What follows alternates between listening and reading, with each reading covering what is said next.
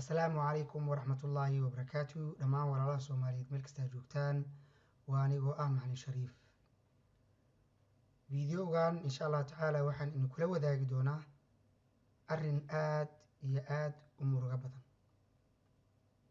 أرن والد كستا مركو مقلو وكمرو غون دونو أرن والد كستا مركو مقلو هردو إيسان كسو دهينين أرن كان وأرن أباهن إنان كبراروكنا أرن كان وأرن أباهن إنان كفل علينا هذا هو محي أرن كان أبين دويت هو سوماليد أيا وحي إيسو قرتي قرال وحين أقول قرال وحان ربا إنان كرهالو أرنان آتقو مرغيسنا يا أيستا أرن كان وحان ربا إنان كقاو تلابد أغواناكسن marka talo ayaan kaaga baahanahay fadlan hadaa waqti hayso soo wac hooyadii waan ku celiyay waxay ii sheegtay habeenkaas waan ka seexan waay hooyo Soomaaliyeed waxay igu tiri dhowr caruur ayaan haystaa aniga ugu weyn waa 10 jir kan ku xigana waa 7 jir aniga 7 jirka ah iyo midka 10 jirka ah waxaan geystaa madraso weekendiga markii la gaaro madrasadaas ayaan geystaa وانا كسووتا مالين ayaan waxaan soo galay qolka caruurteyda waxaan u soo galay anigu 10 jirka ahay oo surwaalkiisa siibay iyo kii 7 jirka ahay oo sidoo kale surwaalkiisa siibay oo doonaya inay isku sameeyaan liwaad isku sameeyaan haddaba ma rabo inaan waxaan sharaxo waxa liwaad laga jeedo waxaan kala jeedaa falalkii qoom Luud nabi Luud alayhi salaam falkii qoomkiisii lagu haligay falkaas ayaan kala jeedaa labadan anug waa laban anugoo aad u yar aad iyo aad u yar 10 sano cunug wax kala fahmaya maahan cunug xitaa hadduu ku taabto aysa salaada kaa jabaynin waayo sababtoo ah ma fahamsana waxyaabahaas ma fahamsana haddaba hooyadii waxay tiri cunugii waan la fariistay oo waan weydiiyey waxaan halka ka keenay markaas cunugii wuxuu u sheegay hooyadii canug kaloo ka weyn oo ay ku sheegtay 12 sano ilaa 13 sano inuu jiro ayaa iskoolka ugu sheegay dugsiga ugu sheegay quraanka madrasada ugu sheegay oo wuxuu ku yiri saan ayaa la sameeyaa markaas cunugu wuxuu ku yiri maxaa dhacay hadii la sameeyo adiga waa ogow oo ka wardoon marka hore samee markaas aad ogaanaysaa wax xunna maahan waxan waa wax qof kasta sameeyo oo nabi maxamed sallallahu alayhi wasallam sameeyay oo caruurta dhan ayaa lagu dhalaasaan baxe ordo samee wuxuu kale u sheegay cunugan ka weyn inuu caruurta dilo oo cunugan uu leeyahay walaal kale oo ka weyn oo asagan caruurta dilo marka cunugan waa cunug laga cabsada madrasada waxay tiri markaas madrasadii ayaan tagay lacagteedii ayaan ka dalbaday inay isiyaan lacagteedii ayaa lii soo celiyay mar dambana madrasada ku noqon maayo caruurteedana guriga ayaan quraan ku baranaya laakiin waxay tiri sababta aan ku soo wacay waxay tahay waxaan ka walwalsanahay caruurta Soomaaliyeed ee la geenayo madrasooyinka ceenkaana ee ma taqaanaa hodhowtina waalidkii uu haysta inuu quraan iyo diin u soo bartay laakiin waxa uu ka soo baranayo ay tahay anshaxumo iyo fadaro waxa uu ka soo baranayo ay tahay haddaba ujeedka videogan ma aha in madrasooyinka idil ay yihiin fadaro madrasooyinka idil ay yihiin meelo wax xun lagu barto ma aha laakiin muhiimadu waxa waaye in waalidka uu ku baraarugo arrinkan sababtoo ah canug kasta oo dugsiga imaada wuxuu ka yimid reer gooniya wuxuu ka yimid family qayim ka duwan kan adigu aad ictiqaadsan tahay haysta wuxuu ka yimid waxa laga yaabaa family burbursan inuu ka yimid waxa laga yaabaa in iskoolka uu dhigto laga soo baray waxan sidaan ogsoonahay iskoolaadka waa la baraa in saaxiib gabar ama gabar kala saaxiib noqon karto inay caadi tahay in wiil kala saaxiibna la noqon karo ee caadi tahay saaxiibtinimadaasna aysan ahayn midda anagu aan naqaano ee ay tahay saaxiibtinimo ka gedisan haddaba maadaama carruurta ilaa nursery lasoo baraayo arrinkan lasoo baraayo iskoolaadka ay ku dhegsan yihiin boorar ay ku qoran yihiin jaceylku waa jaceyl boorar oo lagu dhiirigelinayo arrimaha lagu dhiirigelinayo iskoolka uu ku qoran yahay oo carruurtii iskoolka waxaan ay kasoo barteen oo canug kasta uu ka imaanayo iskool ka gedisan iskoolaadka kale oo carruurtii ay isku dhex jiraan carruur yaryar iyo carruur waaweyn carruurta secondaryga aada iyo kuwa primariga aada way kala curriculumkooda wuu kala gedisan yahay manhajka la baro wuu kala gedisan yahay madarasadana inta badan carruurta aynkaas way isku dhex jiraan marka canuga madaras aada iskoolka secondaryga aada waxaa lasoo barayaa bini aadanka suu u tarmo sida bini aadanka uu u tarmo taasoo ay ku jirto in canuga uu ka abuurmo jamac la sameeyey nin iyo naag ay sameeyeen inuu ka abuurmo iyo waqtiga uu maraayo iyo heerarka kala gedisan uu maraayo waxaa lagu soo barayaa manhajkiisa sayniska ayaa lagu soo barayaa maadaama cunugii secondaryga lagu soo baro canug yar oo ka yar oo 7 sano jira weli looma bilaabin arrinkaas looma bilaabin haddii canugaas uu u sheego carruurta waxa waaye guud ahaan waa curious waxaan kala jeedaa wax kasta waxay rabaan inay ka gungaaraan haddii aad tiraahdo dabkan waa ku gubanaysaa oo aad tiraahdo wuxuu rabaa inuu taabto inuu arko inuu gubanayo in kale iyo waxa dhacayo inuu arko rabaa maadaama carruurta ay saas ay yihiin haddii loo sheego wax caqligooda ka baxsan ama wax aysan munaasab ku ahayn da'dooda loo sheego waxay doonayaan inay ka gungaaraan haddaba waalid kasta waa inuu ku baraarugo arrinkan waa inuu ugu talagalo carruurta haddii kala da-gedisan yihiin in carruurtan la kala seexiyo qolalka gedisan carruurta in la kala seexiyo qolalka gedisan in gabdhaha aan la seexinin wiilasha lala seexin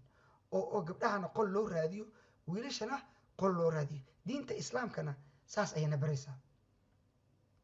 sidoo kale waalidka waa inuu si fiican uga warqabo carruurta madarasada maxaa lagu barayaa kow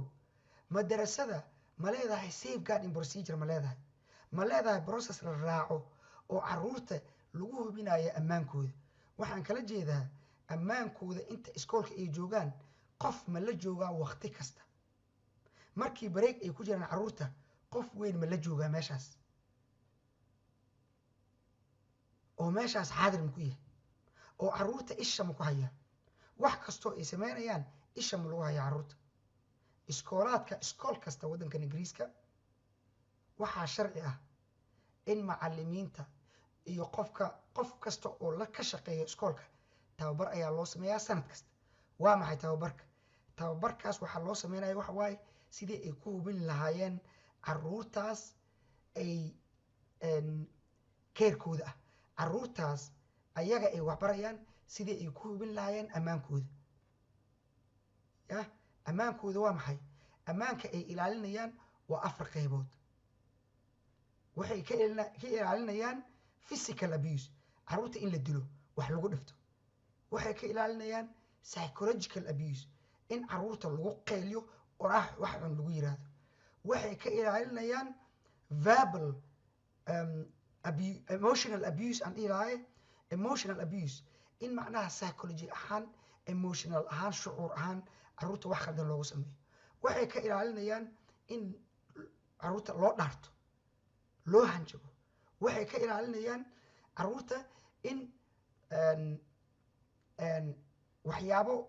ma raba afkayga ma soo qabto galmo oo kaleeto carruurta lagu sameeyo ama canug kale ha ku sameeyo ama qof weyn ha ku sameeyo intaasba waa laga ilaalinayaa sidee looga ilaalinayaa waxaa looga ilaalinayaa canuga meel kasta oo joogo waxaa joogaya qof weyn oo supervisor ah haddii lunch time lagu jiro waa inuu supervisor joogo haddii galaas lagu jiro macallinka ayaa jooga ma fahmaysaa meel kasta oo iskoolka ka mid ah waxaa jooga qof adaltiya oo ilaalinaysa ammaanka canuga marka laga reebo canuga musqusha markuu ku jiro musqusha markuu ugu jiro maana inta kale macallinaa jooga oo ilaalinaya ammaanka canuga haddaba procedure kaasoo kaleeto waa inuu ka jiro meel kasta oo carruur lagu hayo ma fahmaysaa madrasada aad geysanayso waa in carruurta macallin uu la joogo mar kasta break haddii ku jiraan waa inuu qof weyn la joogo weydii madrasada ma leeyihiin safeguarding procedure ma leeyihiin safeguarding lead qof ka qaabilsan ammaanka carruurta oo wax kastoo ammaan darra u dhaca qofka lagala xiriirayo ma fahmaysaa canuga haddii uu iska ordo jaranjaradan fuulo uu cunugaaga ka dhaco maxaa dhacay jaranjaradu ay qoyntahay qofka safeguarding leadka ah wuxuu hubinayaa ammaanka carruurta in meel kasta carruurta ay joogaan ay tahay meel ammaana meelaan wax kusoo dhacaynin meel mataqaanaa khatar wax khatara oo carruurta ku dhici kara laga titiro ama laga yareeyo gebi ahaanba ma fahmaysaa qofkaasaa mas-uulka ah qof kasta oo la shaqeeya carruurtana wuxuu mas-uul ka yahay carruurtaas keerkooda ah inuu ammaankooda hubiyo ma fahmaysaa madrasada aad geysanaysa carruurtaada ma tahay madraso safeguarding lead leh madraso leh safeguarding deputy safeguarding lead leh ma tahay ma fahmaysaa madraso macallinka uu maanta dhin ishu ku hayo ma tahay madraso breega qof uu la joogo markii intaas la hubiyo haddana waa inaad hubiso carruurta canugaaga galaaska la fadhisa inay tahay carruur da'diisa canugaaga hadduu 7 sano jiro oo la fariisiyo cunug 15 jira oo ka hadlaayo waxyaabo waaweyn ka hadlaayo ma fahmaysaa canugaaga munaasab uma ahan waxyaabo aan ku habboonayn maqlayaa waddankan aan ku noolnahay carruurta cunuga 3 sano jira manhajka la barayo wuu ka gedisan yahay kan la barayo cunuga 4 jirka ah iyo kan 5 jirka ah way ka gedisan yihiin manhajka la barayo cunuga 14 sano jirka ah iyo 13 sano jirka ah iyo 12 sano jirka ah ma fahmaysaa marka walaal ujeedada hooyadan ay ila soo xiriirtay weliba waxay iga codsatay hooyadan waa hooyo geesiyadan dhihi kara waxay iga codsatay inaan waalidiinta u baahiyo oo aan u sheego in carruurtooda ay si fiican uga warqabaan khaasatan madrasada canugooda inay si fiican uga warqabaan canugaaga galaaskiisa ma yahay galaas carruurtii da'diisa ay dhigtaan canugaaga madrasada uu dhiganayo madrasa process lama tahay madrasa procedure la raaca lama tahay madraso safeguarding lead leh ma tahay madraso ammaanka canugaaga qof aad kala hadli karto leh ma tahay ma fahmaysaa haddii aa isleedahay canugaaga qur-aan kuu soo baranaya oo laakiin halkii qur-aan oo kaga soo baran lahaa uu liwaad kaa soo barto bal qiyaas maxaad dareemaysaa bal qiyaas dhibaatadaas dhibaato ka weyn mayaa jirta bal qiyaas meeshii aad isleheed canugaaga ammaan ayuu ku qabaa aad isleheed hadduu fadaro iyo waxyaaba xun uu ka soo barta bal ka war marka waalid carruurtaada madrasada ha iskaga tuurin ma fahmaysaa madrasada aad geynayso ka warqab waxa la soo baro canugaaga oo la barayo macallinkiisa macallinka la hadal safeguarding lead ma leedahay safeguarding deputy ma leedahay qof loo dacwoodo ama lagala hadlo processka uu raacayo iyo wax kasta meesha ay qoran yihiin ma tahay arrinkan waa arrin aad u muruga leh fadlan gaarsii walaal kasta gaarsii si ay uga feejignaadaan arrinkan la soo gudboonaaday hooyadan waa hooyo geesiyadaan dhihi karaa carruurteeda madrasay ka haysatay laakiin qofka khaladka weyn sameeyey ama wax xun sameeyey waa madrasada oo carruur loo dhiibtay ammaana loo dhiibtay loogu talagalay inay ammaankooda sugaan qayb kastaba ha ahaatee waxna soo baran loogu talagalay dayacaad ku sameeyey ma fahmaysaa dayacaad ku sameeyey arrinkanna waxay iila soo wadaagtay in waalid kasta uu ka warqabo carruurtiisa si uusan dayacaaddaas oo kaleeto aysan ugu dhicin ilaahay carruurta ha noo ammaansho meel kasta aan joognaa haddii ilaahay idmo la wadaag walaal kasta waa mahadsantihiin assalaamu calaykum waraxmatullaahi wabarakaatuh